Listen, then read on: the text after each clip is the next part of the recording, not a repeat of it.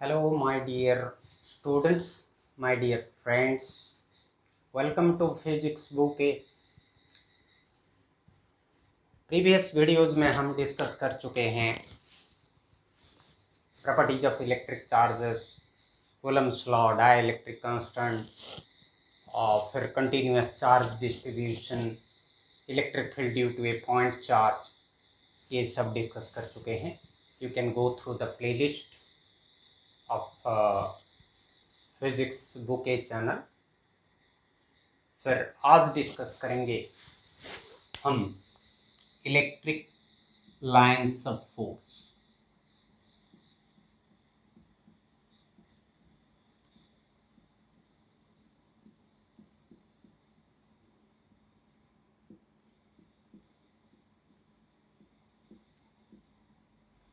इसको हम electric field lines भी बोलते हैं.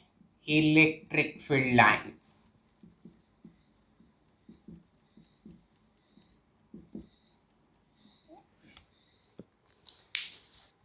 Actually, this electric field line concept or electric lines of force concept was first introduced by Michael Faraday. Michael Faraday, he introduced this concept. And this electric lines of force, it is an imaginary thing, but it is very much helpful to visualize our electric field. How the electric field looks like, how the electric field works, how the electric field is helpful in interaction of two charges, repulsion or attraction of two charges, that can be visualized easily by means of this electric lines of force. So what actually this electric lines of force is? ये जो electric lines of force, ये एक curved line हो सकता है या straight line भी हो सकता है. ये एक ऐसा पाथ है, ये एक ऐसा रास्ता है जिस रास्ते पर एक यूनिट पॉजिटिव चार्ज को हम फ्रीली छोड़ देंगे, कोई फोर्स अप्लाई नहीं करेंगे, एक इलेक्ट्रिक फील्ड में फ्रीली छोड़ देंगे.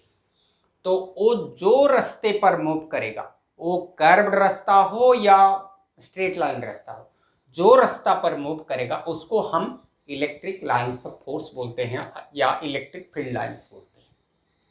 याद रहा, हम क्या करेंगे, एक यूनिट पॉजिटिव चार्ज को कहां पर छोड़ देंगे, इलेक्ट्रिक फील्ड में छोड़ देंगे, और वो जो रास्ता पर मूव करेगा वही रास्ता को हम बोलते हैं इलेक्ट्रिक लाइन्स ऑफ फोर्स. तो अभी इसका कुछ प्रॉपर्टीज के बारे में डिस्कस करते हैं. सम प्रॉपर्टीज, एक के बाद एक.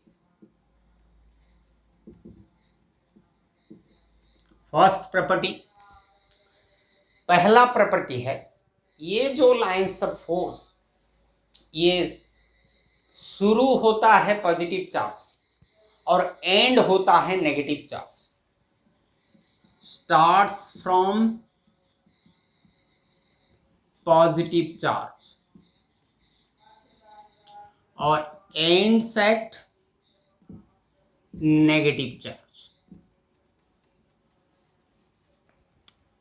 सपोज एक आइसोलेटेड पॉजिटिव चार्ज, आइसोलेटेड, इसके पास और कुछ चार्जेस नहीं है नेबर में, there is no neighbouring charge, तो ये पॉजिटिव चार्ज. तो ये इलेक्ट्रिक लाइन्स ऑफ फोर्स कैसे शुरू होगा, पॉजिटिव चार्ज से शुरू होगा, मतलब पॉजिटिव चार्ज से वो सब निकलेंगे ऐसे, they come out radially outward,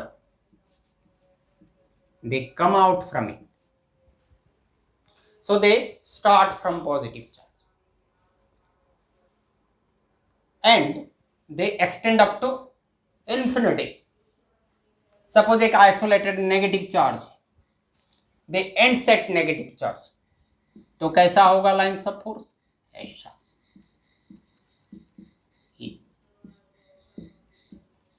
ये होगा lines of force, they terminate there. So this is the first property of electric line of force. Suppose यहां पर दो चार्ज नेबरिंग है, एक पॉजिटिव चार्ज है एक नेगेटिव चार्ज है, तो क्या होगा? और नेगेटिव नेगेटिव दोनों पास है तो क्या होगा? और पॉजिटिव पॉजिटिव पास है तो क्या होगा? आगे प्रॉपर्टी में और एक प्रॉपर्टी में डिस्कस करेंगे. तो पहला प्रॉपर्टी हो गया starts from positive charge and set negative charge. दूसरा प्रॉपर्टी क्या है? सपोज ये एक लाइन ऑफ फोर्स है, मैं इन जनरल कर्व्ड ले रहा हूं. सपोज यहां पर एक पॉइंट है P, यहां पर एक पॉइंट Q है, यहां पर एक पॉइंट R है. हमने एक, ये इलेक्ट्रिक फील्ड में है, हमने एक यूनिट पॉजिटिव चार्ज को फ्रीली छोड़ दिया तो इस पाथ में ट्रैवल किया हो, तो ये हो गया हमारा इलेक्ट्रिक फील्ड लाइन. मैं बार बार इलेक्ट्रिक फील्ड लाइन यूज कर रहा हूं क्योंकि इलेक्ट्रिक लाइन्स ऑफ फोर्स ये नेम जो है ये थोड़ा मिसनोमर है. ये बेटर टू से इलेक्ट्रिक फील्ड लाइन. तो ये इलेक्ट्रिक फील्ड लाइन हुआ. तो यहाँ पर मैंने तीनों पॉइंट लिया, तो ये पॉइंट P में एक मैं टांजेंट ड्रा कर लेता हूँ. ये एक टांजेंट है. दूसरा टांजेंट Q पॉइंट के पास ड्रा कर लिया. तीसरा टांजेंट R के R में ड्रा कर लिया. तीनों टांजेंट बन गए. तो ये जो टांजेंट लाइन ऑफ फोर्स या इलेक्ट्रिक फील्ड लाइन के ऊपर बना डिफरेंट पॉइंट में, जो पॉइंट में हम टांजेंट ड्रा किए वही पॉइंट में वो इलेक्ट्रिक फील्ड का डायरेक्शन इंडिकेट करता है. मतलब पॉइंट P में इलेक्ट्रिक फील्ड का डायरेक्शन, ये suppose PT is the direction of electric field at point P. Similarly suppose QU, this is the direction of electric field at point Q, and suppose this is S, so RS is the direction of electric field at point R. So if we take any point on an electric field line, at that point if we draw a tangent, that tangent gives us the direction of electric field line. So from the direction of tangent we are able to get the electric field direction of electric field line. In other words, the tangent at any point on the electric field line gives us the direction of electric field. ये तीसरा property exam point of view से बहुत important है. तीसरा point है lines of force never cross each other. Lines of force never cross each other.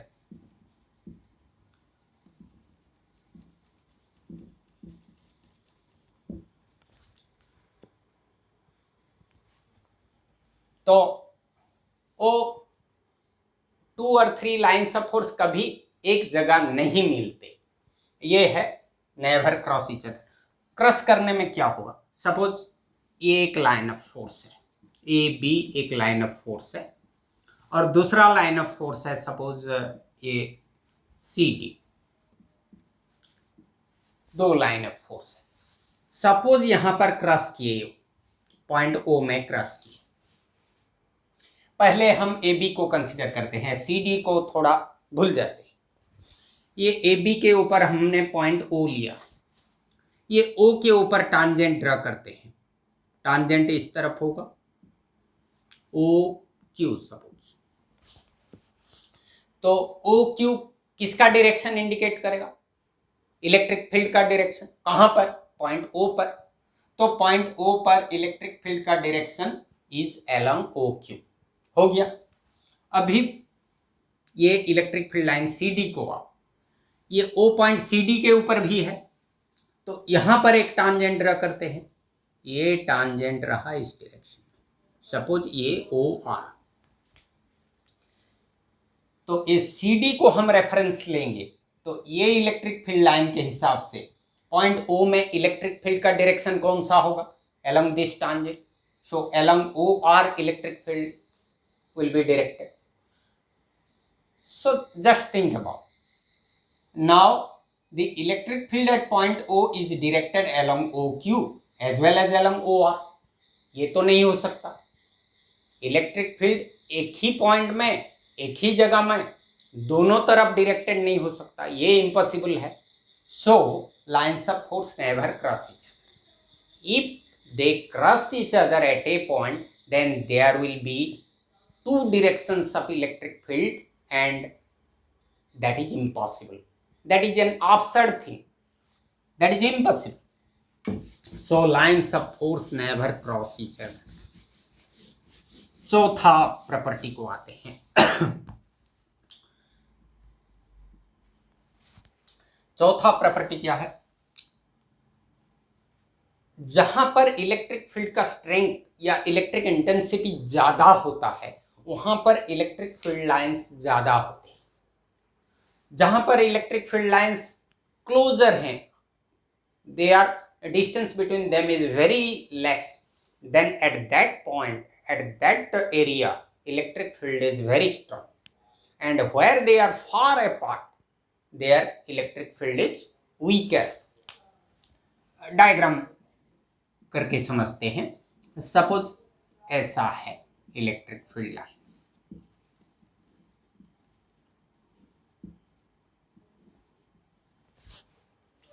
यहां पर एक एरिया लेते हैं, वही साइज का एरिया, ये सपोज पोजीशन ए है, वही सेम साइज का एरिया यहां लेते हैं. सपोज ये पोजीशन बी है. यहां देखो, यहां कितने इलेक्ट्रिक फील्ड लाइन पास कर रहे हैं, लगभग 3-4 ठो इलेक्ट्रिक लाइन पास कर रहे हैं. यहां 1 या 2, तो सेम एरिया सेम है, बाकी इलेक्ट्रिक फील्ड लाइन यहां ज्यादा क्रॉस कर रही, यहां कम. मतलब here electric field lines are closer, they are very close to each other, but here they are far away from each other, well separated from each other.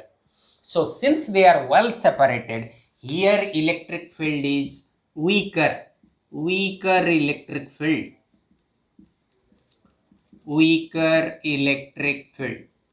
and here stronger electric field,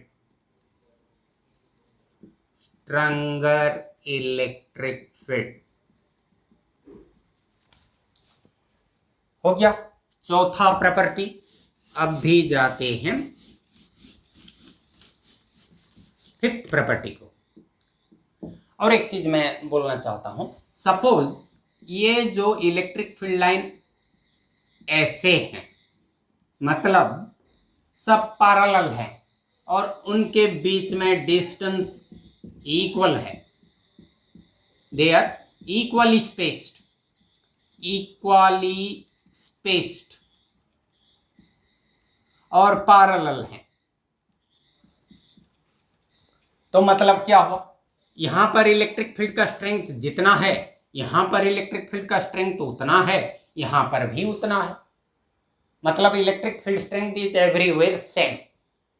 that means it is a uniform electric field. और पहले हम जो draw किए थे, जहां एक जगह closure थे और एक जगह सेपरेटेड थे, वो नॉन यूनिफॉर्म इलेक्ट्रिक फील्ड है. But if the electric field lines are equally spaced and parallel to each other, then it indicates uniform electric field. मतलब everywhere electric field is same.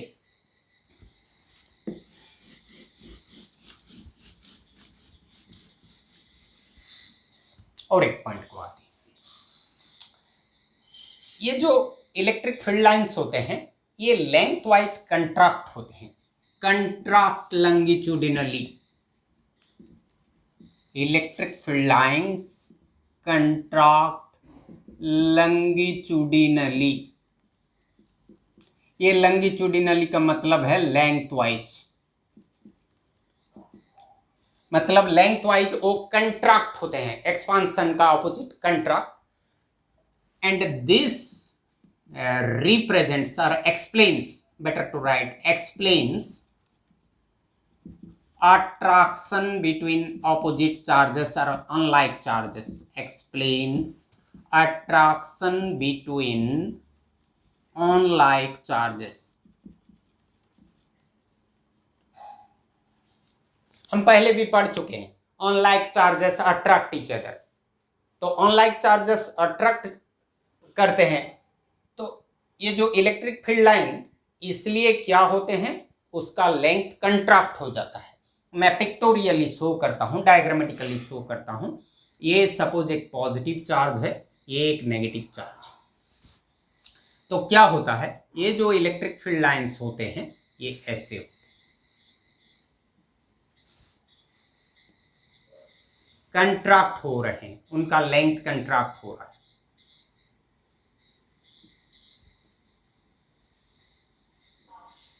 ऐसे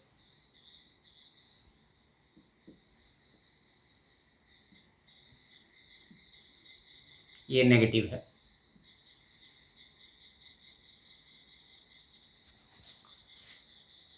ये ऐसे नहीं हो रहे, ऐसे हो रहे, उनका लेंथ कंट्रैक्ट हो रहा, मतलब it because these two charges attract each other, therefore they contract lengthwise. Who contract lengthwise?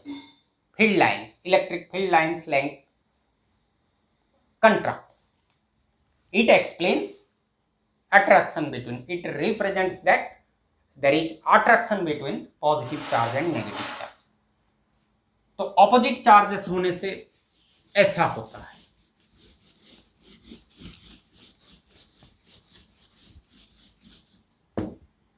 If they are like charges, what will happen? Suppose एक पॉजिटिव है एंड ये भी पॉजिटिव है, तो यहां क्या होता है, यहां फील्ड लाइंस ऐसे होते हैं जैसे कि एक अदर को लैटरली कोई प्रेशर डाल रहा है, मतलब साइड से कुछ प्रेशर डाल रहा है। ये इलेक्ट्रिक फील्ड लाइंस ऐसे होते हैं कि ऐसे मालूम होगा, उनका अपीयरेंस से मालूम होगा कि एक चार्ज दूसरा चार्ज को पुश कर रहा है, तो कैसा होगा, ये ऐसा, ऐसा, ऐसे, ऐसे,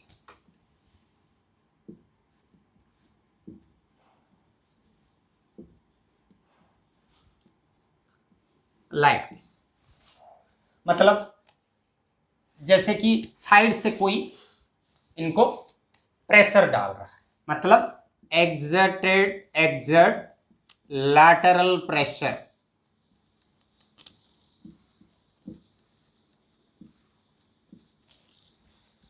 so electric field lines exert lateral pressure, and that explains the repulsion between unlike like charges. It explains repulsion between like charges. तो लाइक चार्जेस क्यों रिपल्सन करते हैं, ये इलेक्ट्रिक फील्ड लाइंस से पता चल जाता है। Electric field lines as if they are exerting lateral pressure, lateral मतलब साइडवेज।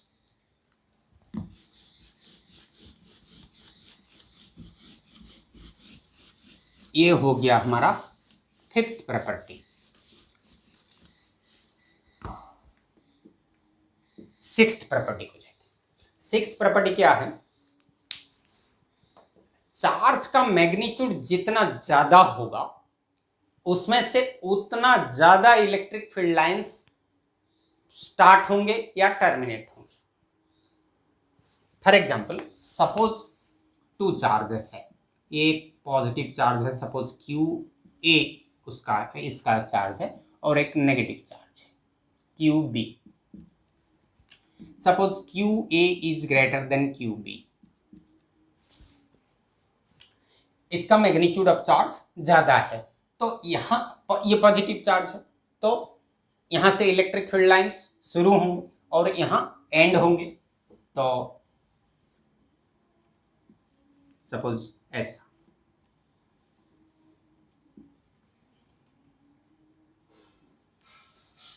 ऐसा हो रहा है।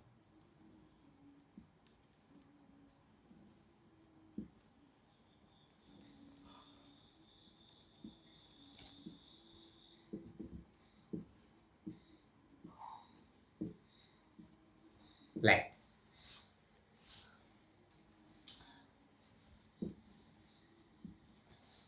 तो ये देखो यहाँ कितने सारे इलेक्ट्रिक फील्ड लाइंस निकल रहे हैं, but here there are less electric field lines because QB is less than QA। तो जो चार्ज का मैग्नीट्यूड ज़्यादा होता है, ये पॉजिटिव हो या नेगेटिव हो, तो उसमें से ज़्यादा इलेक्ट्रिक फील्ड लाइंस निकलते हैं या ज़्यादा इलेक्ट्रिक फील्ड लाइंस टर्मिनेट होते हैं। Suppose QB is greater then QA होता तो कैसा होता? तो यहाँ ये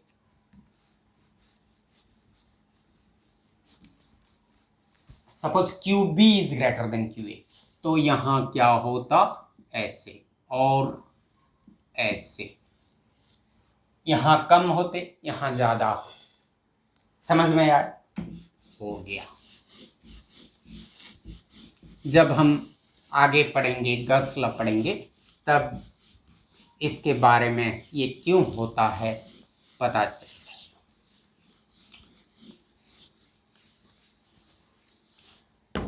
और एक प्रॉपर्टी है कि जब भी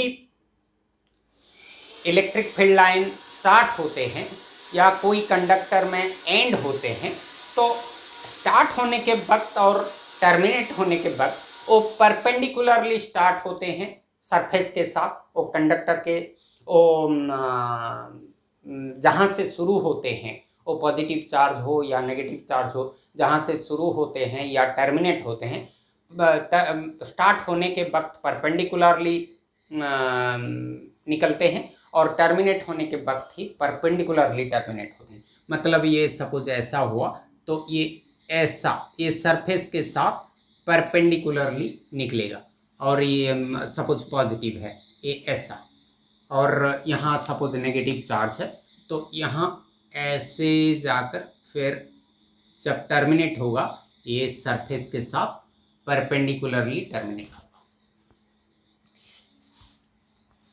परपेंडिकुलरली टर्मिनेट नहीं होता, ये electric field line terminate perpendicularly नहीं होता तो क्या होता?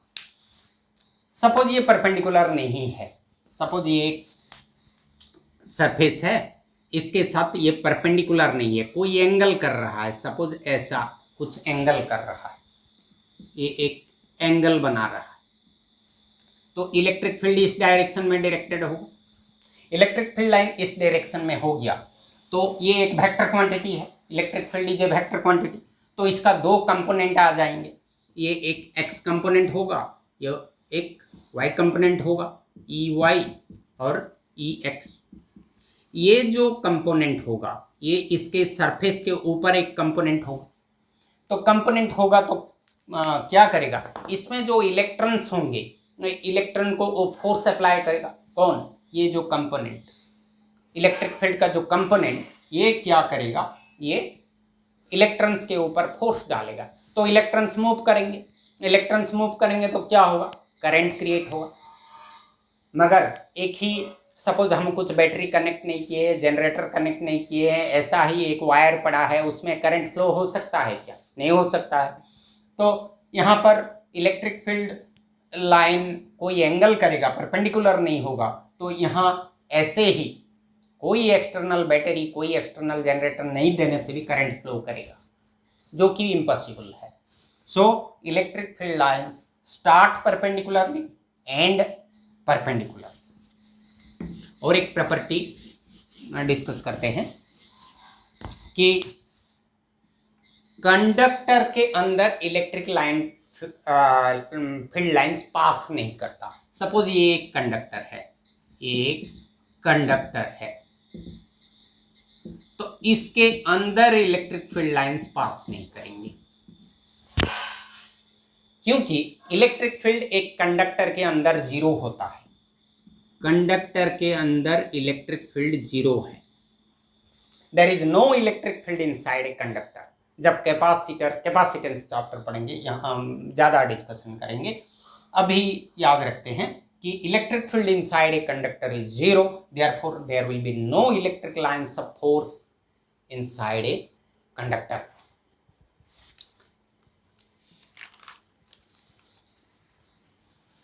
सो आज का वीडियो में इतना ही। फिर नेक्स्ट वीडियो में हम एक नया टॉपिक के साथ आएंगे और ये ज़्यादा इंटरेस्टिंग होगा। इलेक्ट्रिक डायपोल के बारे में डिस्कशन करेंगे, जो कि applicable in physics as well as in chemistry. So that is a very interesting topic. Okay, आज का वीडियो में इतना ही। बाय।